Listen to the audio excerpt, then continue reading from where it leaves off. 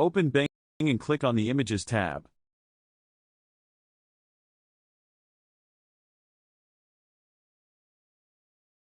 Enter a keyword or phrase related to the type of photo you want to create.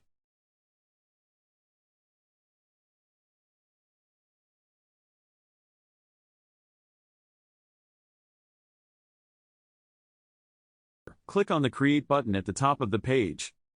Step 4. Select the AI-generated option from the drop-down menu. Step 5. Bing will now generate an AI-created photo based on your keyword. You can explore multiple options by clicking on the arrow buttons.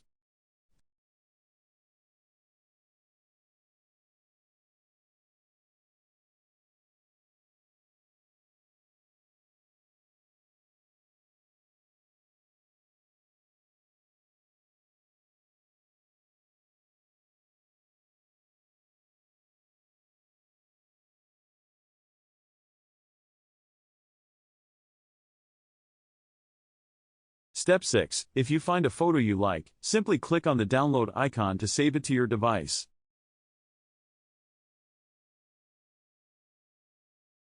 Step 7. Want to customize your image even further? Bing offers various editing tools to enhance your photo's appearance.